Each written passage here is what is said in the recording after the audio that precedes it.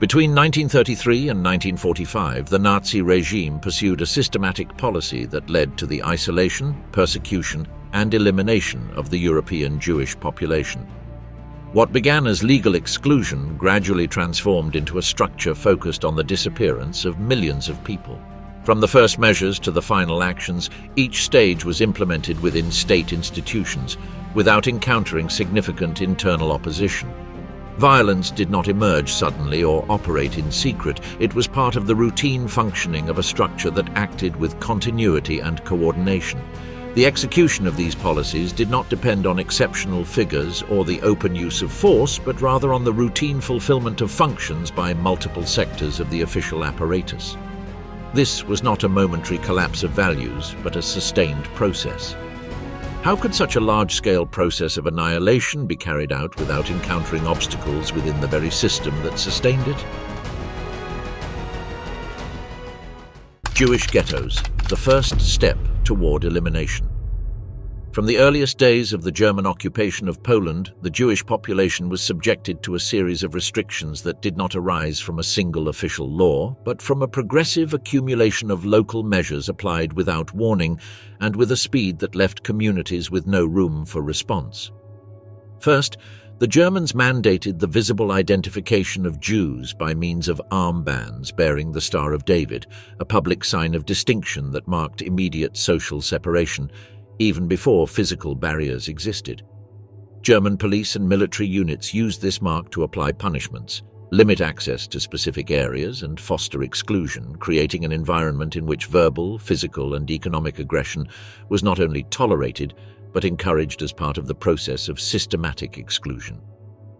At the same time, traditional sources of income for Jews were blocked, businesses were confiscated or closed, trades were prohibited, and licenses were cancelled. Many families found themselves overnight without resources and without the right to work.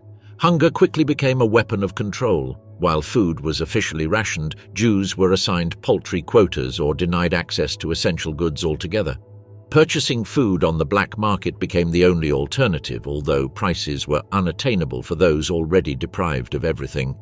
As the occupation moved toward a more structured administration, Nazi leaders implemented a system of urban confinement that, without openly declaring it a step toward extermination, served to isolate, weaken, and subject Jewish communities to a state of absolute vulnerability. This process began with forced relocation orders, in which Jews were informed that they must leave their homes and move to specific areas within the city. No aid, transportation, or compensation was offered. Relocation meant, in most cases, sharing a single room with several families, without running water or heating. The sick, the elderly, and children shared beds, floors, and close quarters in unsanitary conditions. In Warsaw, the city with the largest Jewish population in Europe, the situation became untenable within a few months. The area designated as the ghetto was surrounded by walls with guarded entrances, and those living inside could not leave without permission, which was rarely granted. It is estimated that more than 300,000 Jews were confined in a space that could not hold even half their population. The result was an extreme population density where every square meter was occupied, and there was no privacy or rest possible. Epidemics spread rapidly, especially typhus, which became the leading cause of death among ghetto inhabitants. Jewish doctors tried to maintain some health care with the meager resources they were allowed to keep, but they lacked medicine, beds, instruments, and even soap. In Łódź, the second largest city, the process was equally brutal. The area designated as the ghetto was completely sealed off from the rest of the city by barbed wire and constant surveillance. Residents were given poor quality bread, sometimes tinged with sawdust, and watery soup once a day. Children roamed the streets looking for scraps of food, and many died of malnutrition before reaching adolescence. The German authorities created mandatory Jewish councils known as Judenräte, tasked with organizing internal ghetto life and enforcing orders from the occupiers, including lists of people for forced labor or relocation. Although some council leaders attempted to alleviate the suffering of their community, they were trapped in a system that forced them to collaborate with their oppressors under constant threat. In Krakow, although the Jewish population was smaller, the pattern was the same. The community was displaced to a specific neighborhood, surrounded by concrete walls shaped like tombstones, a visual choice that made clear the symbolic intent of the confinement. Inside the ghetto, buildings were shared by dozens of people, and services such as electricity and water were interrupted for days without explanation. Schools closed, hospitals ceased to function, and the synagogue was looted. Families tried to maintain some semblance of normalcy, but surveillance was constant and arbitrary arrests occurred daily. Fear became an everyday part of life. Isolation also meant a complete cut-off of communication with the outside world. Letters, packages, and news were not allowed in, and since the press was banned, only leaflets containing orders and warnings circulated. The feeling of abandonment grew, and those who attempted to cross the wall were executed on the spot. Some young people still tried to escape or maintain contact with relatives outside the ghetto. Most were discovered and publicly punished to deter others. The creation of the ghettos was neither a single nor simultaneous event, but developed gradually between 1939 and 1940, following a logic of confinement that did not need to be explained to the general German population. It was an internal administrative process directed by local authorities under the supervision of the central government. Each ghetto had its own characteristics, but they all repeated the same patterns: overcrowding, misery, strict control, malnutrition, isolation, surveillance, and a slow death that required no bullets or cameras, only abandonment, indifference, and hunger. The system functioned as a filter, with the weakest dying first. The mortality statistics were extremely high, but that didn't worry those overseeing the confinement. In contrast, many German administrative reports recorded deaths as a natural consequence of the environment, not a crime. The ghetto was presented as a temporary solution, a health or public order measure, but in practice it was a mechanism of social and physical destruction through forced confinement. As the months passed, the physical and psychological deterioration became evident. The silence in the streets, the smell of uncollected bodies, the cold that penetrated through broken windows, and the hunger that became routine eroded any sense of normalcy. Even religious festivals, once a reason for gathering, were celebrated clandestinely and in fear. The entire community was reduced to surviving day to day, without hope, without resources, and without escape. The Wannsee Conference, January 1942. At the beginning of 1942, a meeting was organized that would end up marking a turning point in Nazi policy toward the Jews. It was convened by Reinhard Heydrich, a key figure in the regime's security apparatus, who had already received clear instructions from Hermann Göring, the second most important man after Hitler, to handle matters related to what they called the total solution to the Jewish question. The meeting took place in an elegant country house on the shores of a lake in a place called Wannsee, near Berlin, and was attended by representatives from various sectors of the German state, including ministries and administrative agencies linked in some way to the Jewish population. What was discussed there was not an improvised plan, but the result of a long process of increasingly harsh and coordinated measures. Heydrich wasn't improvising anything, but rather seeking to ensure that everyone present understood the role they would play within the project already underway. The idea was to communicate that the elimination of the Jews was not only a political intention, but had already become official German state policy. Therefore, by bringing together representatives from the ministries of the Interior, Justice, Foreign Affairs, and the occupied territories of the East, among others, Heydrich sought to avoid misunderstandings and ensure that everyone would act in a coordinated manner. During the meeting, Heydrich explained that many Jews had already been deported from Germany, Austria, and the Protectorate of Bohemia and Moravia to the east, and that these deportations would continue. However, what was clearly established on that occasion was that these relocations were not an end in themselves, but only the initial step in a broader process that would culminate in the physical disappearance of all Jews from Europe. Although Heydrich avoided using explicit terms like kill or exterminate, he made it clear that the ultimate goal was to eliminate the entire Jewish population under German rule. To achieve this, methods would be defined later, but which required coordination among all the institutions represented there. One of the key assistants was Adolf Eichmann, who was tasked with keeping track of what was discussed and organizing the practical aspects of the deportations. He would later be responsible for implementing many of the decisions made at Wannsee, but at that time his role was rather technical. Eichmann explained that the occupied territories in the east had been selected as a destination for the deported Jews, and that the conditions there would allow for what they called forced labor under conditions that would inevitably lead to the death of a large proportion of the deportees. The hope, in their own words, was that the strongest would survive long enough to be used for labor, but that the rest would die of exhaustion or natural causes resulting from their treatment. The language used during the conference was carefully chosen so as not to generate opposition among those present. There was talk of special treatment, resettlement, and the final solution, but never words that might provoke revulsion or were too direct. This deliberate use of technical and ambiguous language allowed all officials involved to feel part of a legal, administrative, and necessary operation, rather than a campaign of mass murder. Indeed, one of the concerns raised during the meeting was how to handle mixed marriages, that is, those cases in which a Jewish person was married to a non-Jewish person. Proposals were raised that included compulsory sterilization or case-by-case decisions, but the approach was always to deal with these situations from an administrative standpoint. The number of Jews in each European country was also discussed, including some not yet under German control. A list was presented with the estimated number of Jews throughout Europe, from France to the Soviet Union, passing through Romania, Hungary, Greece, and elsewhere. The inclusion of still neutral or unoccupied countries showed that the project contemplated all of Europe, not just the regions already dominated by the Nazi regime. This indicated that the final solution was not solely an internal matter for the Third Reich, but a continental-wide plan. Heydrich made it clear that he had full authority to coordinate the process and that other agencies should collaborate without hindrance. He reinforced that this was a state policy and should be carried out efficiently and without interference. Representatives of the other ministries expressed no opposition or objections, demonstrating that the consensus was already established. The fact that the meeting included no debates or doubts also indicates that the decisions had already been made and that the purpose was simply to convey guidelines and ensure full cooperation.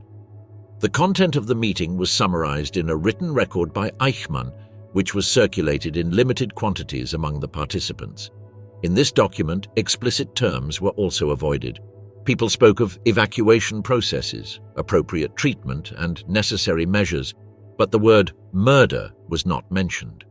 Despite this, everyone understood what these terms really meant, and no one needed clarification of the ultimate goal. The way everything was presented allowed everyone to justify their participation as an act of service to the state, without having to directly confront the idea that they were collaborating in a crime of enormous proportions. One of the most significant aspects of this conference was that it transformed the mass murder of the Jews into a bureaucratic operation. From that moment on, it would no longer be solely a matter for the SS or regional commanders, but would involve the trains of the Ministry of Transport, the documents of the civil ministries, the population registers, and every office that had anything to do with travel, housing, food, and work. The final solution became a cross-cutting policy where each official would have an assigned role and specific responsibility. It was no longer a matter of spontaneous violence or isolated decisions, but a formal structure backed by the highest levels of state power. In practice, this meant that extermination would no longer depend on local or improvised decisions and would become a planned task, with schedules, established routes, lists of people, and an internal logic that followed the steps of any other state project. The big difference, of course, was that the expected result was not a public benefit, but the systematic elimination of millions of human beings. But for those who participated in Wannsee, this did not seem to pose a dilemma. The way everything was presented allowed those present to feel they were doing their duty. Although the specific methods to be used in the final phase were not detailed, it was clear that what was underway went far beyond deportations. The term final solution no longer left any room for doubt. It was not about displacing the Jews to another place to live, nor forcing them to emigrate, but about making them disappear completely from Europe. In this context, the Wannsee meeting was a kind of confirmation ceremony, where the participants received instructions and understood their role within a plan that was already being implemented. From an organizational standpoint, the conference served to integrate all levels of the state into the task of extermination. Each sector received guidance, a specific task, and a legal framework that allowed it to act without objection. The Nazi state had found a way to carry out one of the greatest crimes in history without raising its voice, relying solely on official documents, internal meetings, and a network of meticulously executed institutional procedures. The lethal expansion, the camp network, is born. As 1942 dawned, the map of Eastern Europe showed a series of facilities that, on the surface, seemed like mere additional points within the complex Nazi occupation system. However, behind each of these names, Treblinka, Sobibor, Belzec, Chelmno, Majdanek, and the increasingly mentioned Auschwitz-Birkenau, laid a type of structure that was unprecedented. Unlike concentration camps where prisoners were held, punished, or exploited as labor, these new sites were not detention centers in the strict sense, but spaces designed for a specific and brutal function. The first signs of this network appeared even before a formal term existed for them. In Chelmno, in occupied Western Poland, a facility began operating in December 1941 that, unlike the earlier camps, did not have large barracks, factories, or workshops. What was there was a simplified system for a very specific purpose, and the average time a victim spent from arrival to death was measured in hours, not weeks or months. Chelmno was a disturbing precedent and, in many ways, a laboratory for methods that would later be replicated elsewhere. Belzec began construction soon after, in November 1941, but wasn't ready to operate until March of the following year. This camp was strategically located near a railway line, although it didn't have the same infrastructure as the older concentration camps. Its existence was based on a different idea. Prisoners didn't need to be kept alive, worked, or locked up for long periods.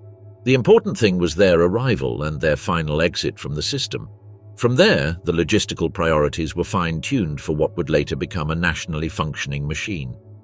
In parallel, Sobibor began construction in March 1942 with a design based on the lessons learned from Belzec. The facilities were more efficient, the internal system more simplified, and the staff specifically trained for their role. Similarly, Treblinka, which would become one of the most active camps, began to take shape during the spring and became operational that same summer. Its location, like that of the others, was not a coincidence. Central Poland offered several advantages. It was an area under the complete control of the general government, relatively isolated from outside observers, and close to densely populated Jewish centers. This reduced transportation time and costs and kept the process away from the eyes of foreign diplomats and journalists.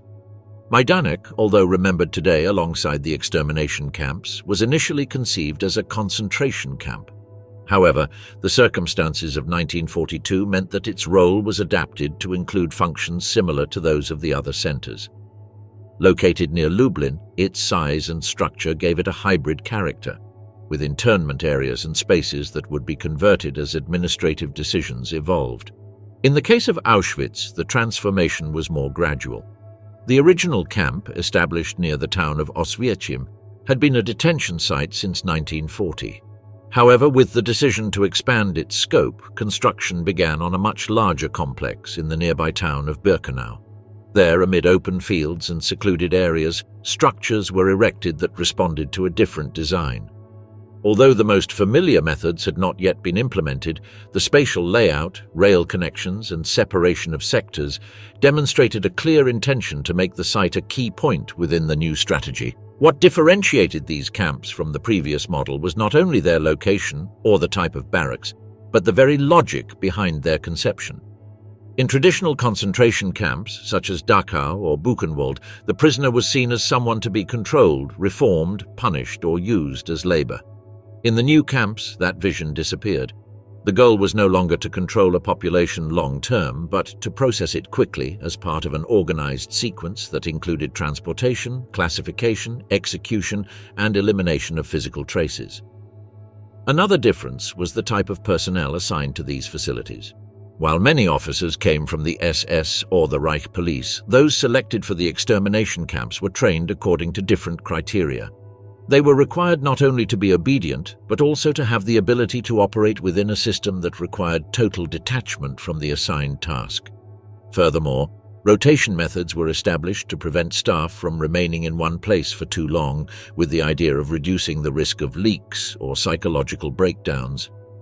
The establishment of this network of camps was not an improvised act, and although each had its own design, they all followed a common logic that was refined along the way. The size of the enclosures, the layout of the entrances, the areas reserved for staff, and the unloading points were planned to minimize any contact between victims and executioners.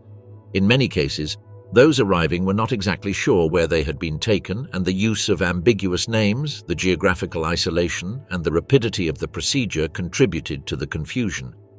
Throughout 1942, the first concrete indications began to emerge that these places were not normal detention sites. Internal reports, testimonies from some escapees, rumors within the Jewish communities, and indirect observations began to circulate. However, the general layout of these camps and their remote location made access difficult for any outside observer.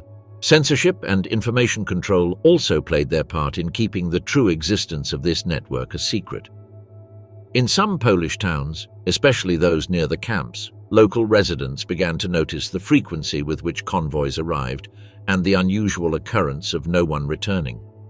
Although they had no clear evidence, some already suspected that the purpose of these transfers was not resettlement or work. In other cases, it was the Germans themselves, including some members of the Wehrmacht or railway workers, who began to share what they had seen or heard. But without direct access, and with the constant fear of reprisals, information circulated only on a limited basis. At the administrative level, the network of camps also entailed the creation of new bureaucratic structures. Specific offices were established to coordinate transfers, supplies, and camp management. Each facility had a commandant in charge, but orders came from higher levels, often directly from the Reich Security Main Office. Furthermore, forms, records, and protocols were developed to maintain a semblance of legality in the operation of the system. The relationship between the extermination camps and the rest of the Nazi apparatus was complex. On the one hand, these sites were linked to decisions made in offices in Berlin, and on the other, they operated with a degree of operational autonomy that allowed them to quickly adapt to current conditions. In practice, this meant they could adjust their pace of operation according to projected numbers or logistical changes. The first months of this network's operation showed that the model was technically viable. Despite initial problems in some places, such as access failures or difficulties in personnel management, the system demonstrated that it could handle massive numbers without collapsing. This efficiency was interpreted by the authorities as a sign that the path was marked. Thus, over the course of 1942, the extermination camp network ceased to be a series of separate experiments and became an articulated system that operated continuously. The model was perfected, procedures were standardized, and the logic that guided its existence was firmly established. Although from the outside it was still difficult to grasp the magnitude of what was happening, those participating from within already knew that they were part of something that surpassed anything that had existed until then: how the Holocaust machine worked. During the first months of 1942, the Reich's rail transport network became essential for implementing what was no longer a series of isolated executions, but a fully integrated system of extermination. The originating stations were in almost every city and town in occupied Eastern Europe, but also in Germany, Austria, France, the Netherlands, and other countries under Nazi rule. Each convoy consisted of freight cars, hermetically sealed without water or ventilation, into which hundreds of people were crammed for hours or days without knowing where they were being taken or why. These trains were not improvised. They required precise coordination between the police, transport officials, those in charge of the destination camp, and the local authorities overseeing the arrests.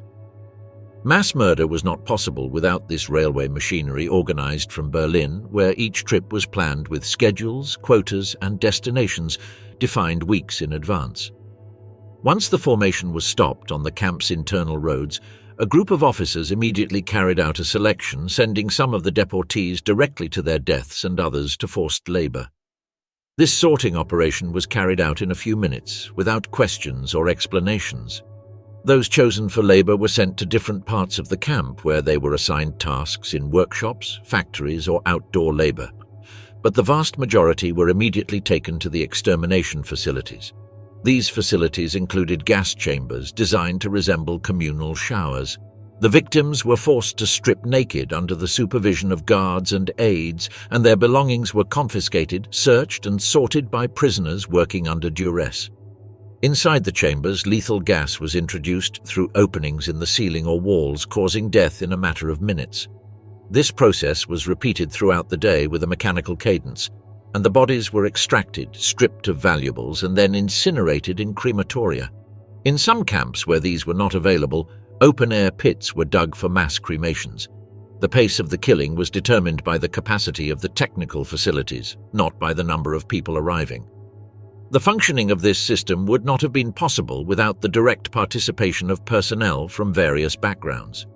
In addition to members of the SS, the camps had hundreds of civilian workers responsible for maintaining the infrastructure, repairing equipment, sorting clothing and belongings, and transporting materials. There were also railway technicians, doctors, accountants, administrators, and cooks who operated within the perimeter or collaborated from outside. Many of them knew what was happening, but considered it part of their job. In the case of Battalion 101, composed of ordinary German police officers, their role was key in the process of deportation, custody, and execution of victims at different stages of the operation. Some shot directly, others merely kept watch, but all participated within the same structure. What began as a series of local massacres had transformed into a systematic operation with objectives, schedules, and performance criteria. Murder no longer responded to the circumstances of war or personal vendettas. It was a structural component of the Nazi system with rules, hierarchies, and standardized protocols. The larger camps functioned as death factories with entrances, processing areas, and waste disposal. The efficiency of each camp was evaluated based on its ability to kill without interruption, maintain internal order, and rapidly process the effects of the deportees. The very architecture of the buildings was designed to facilitate this flow, from the changing rooms and chambers to the crematoria and warehouses. Collaboration between different areas of the regime was constant. The Ministry of the Interior coordinated deportation orders with the Gestapo, which in turn worked with the railway services, and the SS industries operating near the camps took advantage of the slave labor that survived the selection process, and their managers negotiated with the commandants to obtain more workers. This extermination economy generated profits but also required logistical planning and, in many cases, detailed technical reports on the workers' conditions, their nutrition, and their life expectancy. Deaths were seen as part of the process, not a tragic outcome. In fact, some internal reports stated that prisoners died in proportion to their performance. Silencing the crime, deception, and concealment. At the beginning of 1943, in the heart of the Warsaw Ghetto, hundreds of Jews knew that the Germans would return, although they were uncertain when or in what numbers. For months, thousands had been deported, and there was no longer any doubt that they were being sent to their deaths, so those who remained had no illusions, as there was no other possible destiny. Therefore, with minimal means, they formed resistance groups, accumulated improvised weapons, and organized spontaneous commandos.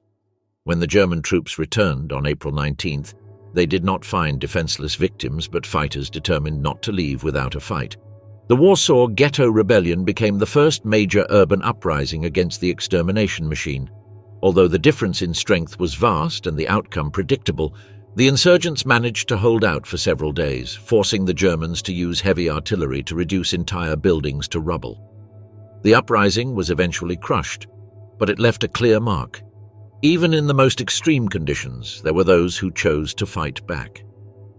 That same year, at the Treblinka camp, prisoners secretly prepared another form of resistance. The site was already known for its dizzying pace of murder, as trains arrived daily with thousands of people who disappeared a few hours later, and only a small group was selected to carry out internal tasks.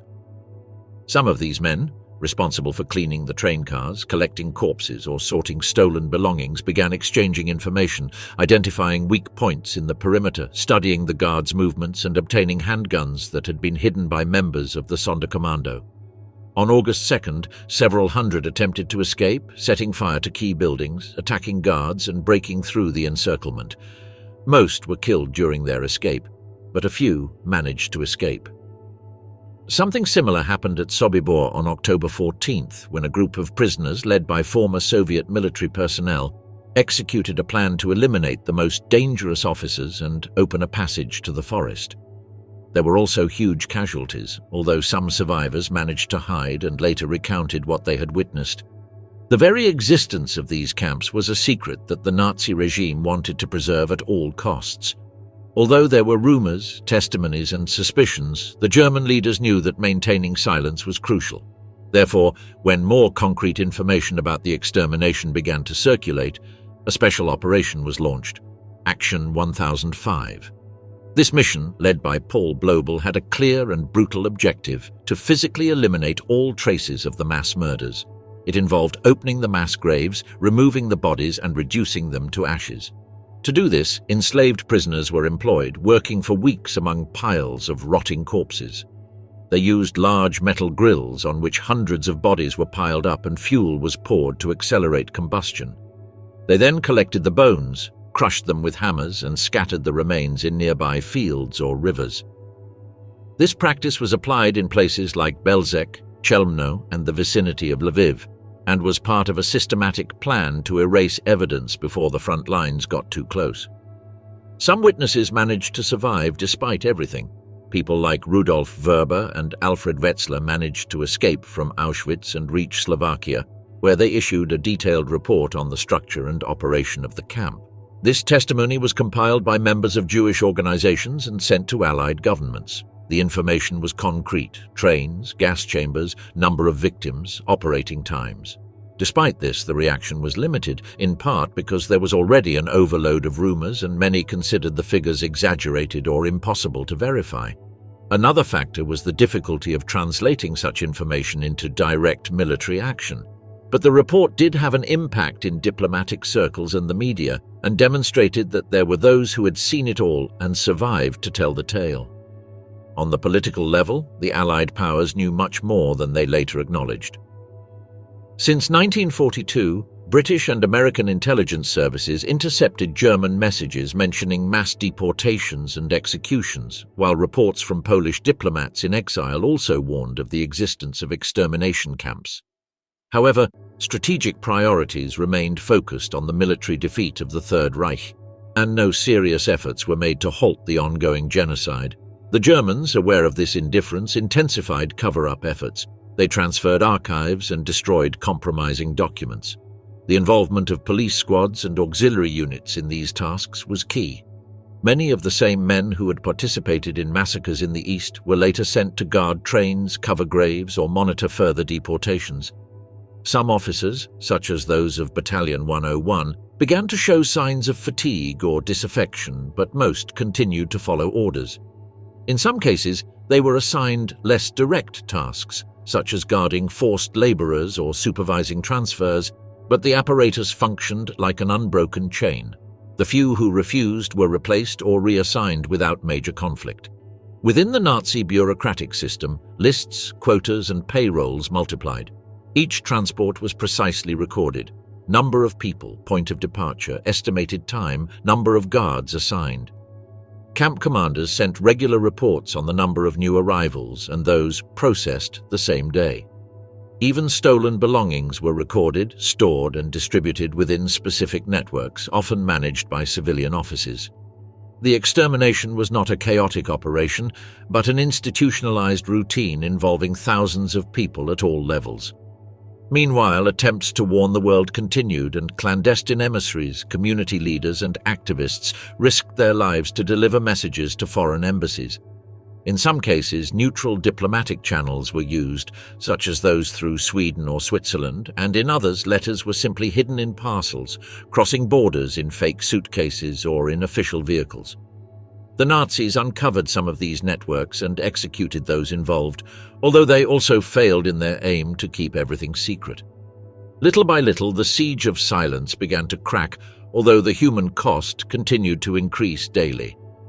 By the end of 1944, it was no longer possible to ignore the magnitude of the crime. The first signs of military retreat forced the Nazi authorities to accelerate the destruction of archives, demolish key installations, and evacuate entire camps. But by then, the remnants of the resistance remained active in the form of small gestures: hiding a child, sharing a ration, writing a name on a wall before dying. That persistence, invisible to many, was part of the most humane response to the attempt to erase an entire people. The discovery of the camps, 1945. As Soviet forces advanced into eastern Poland, the German lines could no longer hold, and in early 1945, Red Army troops came across a site that, on the surface, seemed no different from other abandoned military compounds. It was Majdanek, near Lublin. Although Soviet units had heard rumors about what the Germans had done in that region, no one was prepared for what they would discover there. The site was not completely destroyed. The Nazis had attempted to blow up part of the facility, but they had only half-heartedly done so. Barracks, crematoria, piles of shoes, scattered documents, stacks of clothing, and unburied bodies still remained. The soldiers had no clear framework for understanding what they were observing, and although the brutality was evident, the specific purpose of the site remained elusive. For the first few hours, there was no precise interpretation, as what they saw before them resembled neither a battlefield nor a conventional prison. There were strange structures, such as windowless chambers, connected tunnels, and warehouses filled with human hair, and little by little, the idea that this had been a factory of death began to take shape, not only from what was visible to the naked eye, but also from the traces the Germans had failed to destroy. The discovery was quickly reported to Moscow and soon became part of Soviet propaganda. But although the state apparatus gave visibility to the discovery, even exaggerating some aspects, the concrete elements were there, an organized infrastructure for eliminating people. When the first images captured by Soviet cameramen were released, international reaction ranged from skepticism to disbelief. Some thought it was an exaggeration or that the figures had been inflated for political reasons.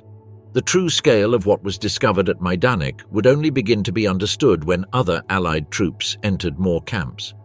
Days later, the Soviet advance continued and reached the Auschwitz area. Unlike Majdanek, this camp had been partially evacuated. Many prisoners had been forced to march west under extreme conditions. However, several thousand had been left behind. When Soviet soldiers crossed the gates of Auschwitz on January 27, 1945, they found survivors in critical condition, warehouses with classified personal belongings, official documents, and buildings still standing. In the warehouses, they found mountains of suitcases, glasses, toothbrushes, prosthetic limbs, and children's clothing, each item bearing a name or a mark of origin. These were not isolated belongings, but the remnants of routine logistics. The crematorium ovens were still there, deteriorated but still recognizable, and the vaults, although partially damaged, remained accessible. The Soviets collected evidence, photographed the structures, and interviewed prisoners who could still speak, because it was not just a matter of liberating a place, but also of understanding its true function. Some of those liberated tried to recount what they had experienced, but many were too weak or in shock, and others simply did not want to talk. What the Soviets found at Auschwitz surpassed Majdanek in magnitude, because there were not only traces of mass murder, but an entire infrastructure organized by function, selection, confiscation, execution, and incineration. Although the process could no longer be observed in progress, the remains were clear enough to reconstruct it. On the Western Front, the Americans and British were also advancing into Germany. As they crossed regions of the Reich, they received reports from liberated prisoners or local civilians mentioning the existence of camps. In some cases, Allied troops stumbled upon these facilities unplanned. When American units arrived at Ohrdruf, a subdivision of the Buchenwald camp, they were similarly shocked. Here, too, they found piled-up bodies, empty warehouses, and confinement structures. The difference was that this site had been evacuated very recently. Some bodies were still warm when they arrived. General Eisenhower was summoned to personally see the site and toured the facilities, observed the corpses, and spoke with the soldiers. He was so shocked that he decided to invite journalists and high-ranking officers to record everything. He feared that in the future someone would claim it was propaganda or exaggeration, so he wanted witnesses, reports, and images to prove it. He also ordered that the inhabitants of the nearby town be brought to the site to see with their own eyes what had happened. From that moment on, the logic of discovery changed. It was no longer just about liberating territories, but about demonstrating what had happened there. Each time a camp was discovered, medical personnel, photographers, and technicians were summoned. It was not just a military matter, but also about gathering evidence. When American troops liberated Buchenwald, Dachau, and other camps in the West, they applied the same procedure: document, record, preserve. In many of these places, prisoners remained alive, some in such a state of malnutrition that they could not speak or stand, while others died in the days following liberation from disease or insurmountable weakness. Medical teams improvised hospitals, mess halls, and aid stations, although it was clear that in many cases the damage was irreversible. The scenes before the soldiers could not be described solely in medical or technical terms, and the term concentration camp failed to convey what they were actually seeing. At Bergen-Belsen, for example, the British found thousands of unburied corpses scattered about, many of them already decomposing, in a place lacking drinking water, food, and medical care, where infectious diseases spread rapidly. Although it was not an extermination center like those in the East, the humanitarian situation was so extreme that the impact was equally devastating, and the images captured there soon circulated in the world press, causing profound shock. The Allies then began systematically compiling reports, gathering testimonies, classifying artifacts, and collecting documents. In some camps, partial archives remained that had not been destroyed. At Auschwitz, for example, transport lists, entry and exit records, and internal notes were found, while in other locations photo albums, facility plans, and letters turned up. Not everything was intact, but what was found was enough to establish a clear pattern. Through this evidence, it became clear that these were not isolated crimes. It was an organized policy with precise instructions and administrative structures. Each discovery reinforced this conclusion. The gas chambers were not improvisations. The crematoria were not a chaotic solution. Everything had an order, a record, and internal logic. The international reaction was immediate. Images were broadcast in newspapers, newscasts, and diplomatic communiques. Some governments, such as the British and the American, began officially informing their citizens about the camps. Although indications had been known for some time, never before had it been so clear. The magnitude, the methods, the coldness of the operation were now visible and verifiable. The process didn't end with the first discoveries, because in the following weeks and months, smaller camps, subcamps, and transit sites continued to be discovered, each adding new pieces to the whole picture. Some appeared empty, others still held prisoners, and many were partially destroyed. But the evidence remained persistent. These were not rumors or exaggerations, but real, documented, and systematic facts. The soldiers, doctors, technicians, and even cameramen who participated in these discoveries left testimony of their astonishment, as some had never heard of Auschwitz and others didn't even know what a crematorium was. What they found completely redefined their understanding of war, which was no longer seen solely as a confrontation between armies, but also revealed itself as a scene of deliberate extermination. For many of them, the meaning of the Second World War changed based on what they witnessed in those camps. Soviet troops, meanwhile, continued advancing westward and discovered other camps in German and Czech territory. Their strategy was different, less focused on international dissemination and more oriented toward internal reporting. Even so, their discoveries added to the body of evidence already beginning to circulate. In Moscow, Berlin, London, and Washington, it was already understood that what had been found was not a minor episode of the conflict, but a central part of its significance. When the war in Europe came to an end, one thing was indisputable. The world could no longer deny what had happened. The camps, the documents, the survivors, the artifacts, and the structures remained as visible evidence, and there was no need to elaborate on a narrative. It was enough to show what had been found. That discovery, accompanied by the silence of the freed prisoners and the astonished expressions of the soldiers, was more eloquent than any speech. The voice of the Reich: how propaganda prepared for genocide. From the early years of the regime, the propaganda apparatus of the Third Reich had a clear objective: to ensure that antisemitism was not only tolerated by the German population, but also perceived as necessary, legitimate, and morally correct. To achieve this, decrees and laws were not enough. It was essential to transform collective thinking and shape the way millions of people viewed their neighbors, fellow citizens, and even former friends. And this task could only be achieved through a propaganda machine that was tireless, present in every corner, and that repeated its messages with relentless discipline. Cinema, radio, newspapers, illustrated magazines, school books, street posters, popular songs, everything was permeated with a discourse that had hatred of Jews at its core. It was not just a matter of portraying them as an external enemy, but of presenting them as an internal threat, infiltrated, corrupting, capable of destroying the nation from within if not identified in time. Language became a tool of war. Instead of speaking of people, people spoke of plagues, parasites, tumors, or contamination. These were not German citizens of the Jewish faith. They were the international Jew, a figure who encapsulated all the fears and prejudices of German nationalism. Joseph Goebbels, the Minister of Propaganda, was the main architect of this campaign. He not only directed the messages, but also meticulously supervised their form, tone, and repetition. He knew that to influence the masses, rational arguments were not enough. Emotions had to be appealed to. That's why newscasts were accompanied by tense music, speeches were dramatized, and documentaries constructed images that generated visceral rejection. Goebbels understood that a lie, if told often enough, could become the truth. Cinema became one of the most powerful instruments, and films like The Eternal Jew, Der ewige Jude, not only spread misinformation but also sought to provoke disgust, fear, and repulsion. They mixed images of rats with Jewish faces, insinuating a biological threat, and showed scenes of poverty, disease, and urban chaos attributed to the Jewish element, as if their mere presence were enough to disrupt the natural order.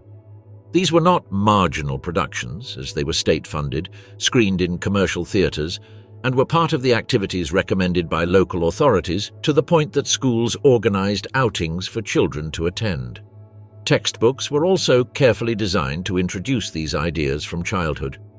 In reading, stories included greedy, deformed, or treacherous characters with clearly stereotypical traits. In geography, there was talk of the struggle for living space against degenerate peoples.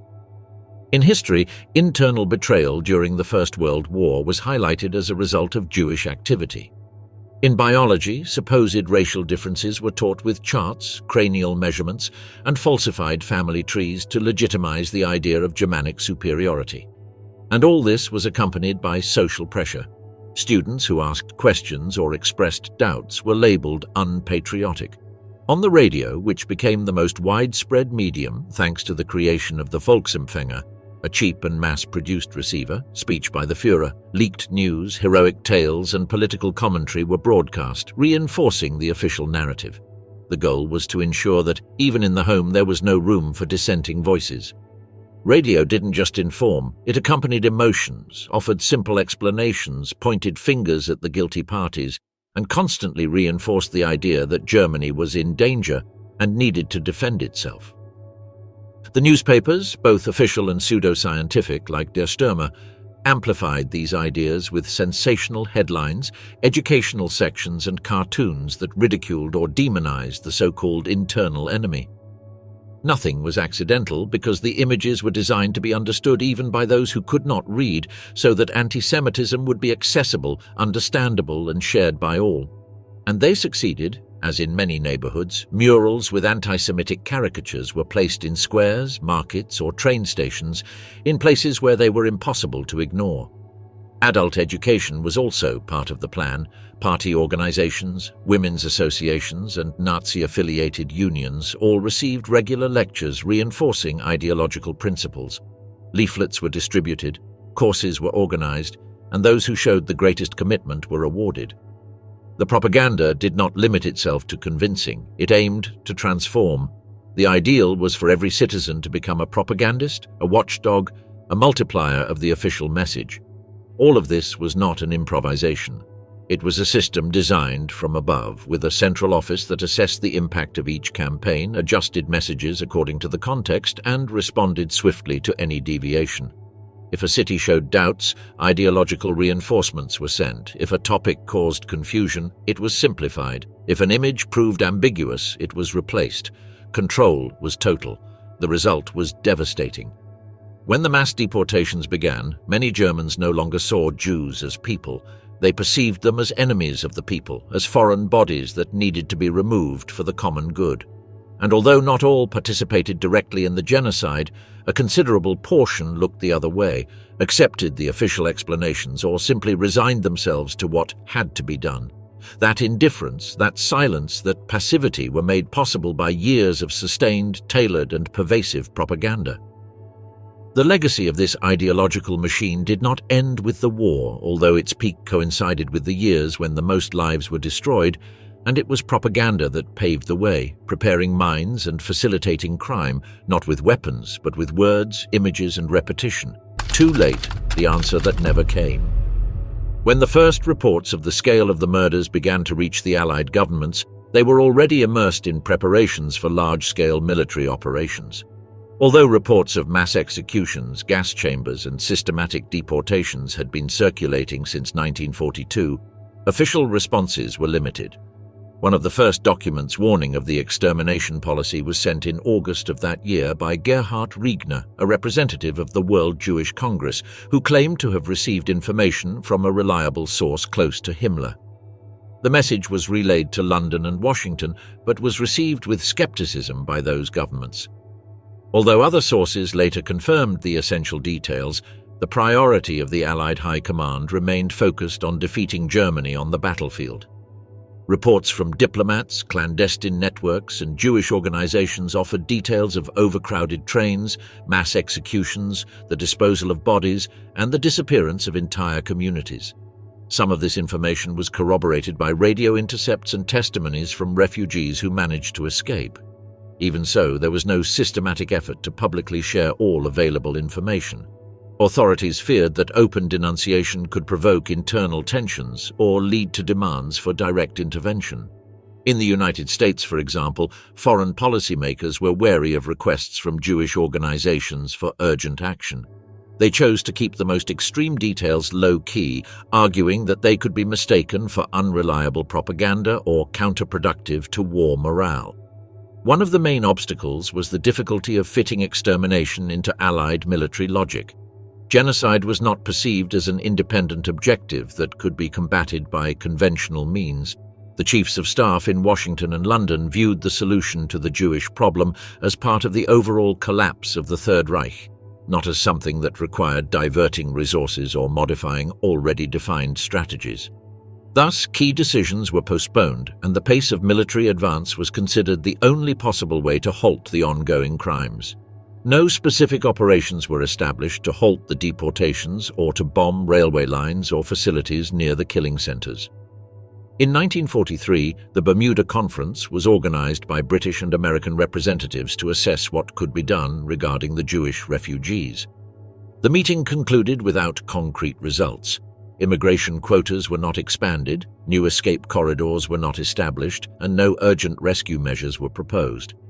Everything was limited to a general statement of concern about the situation.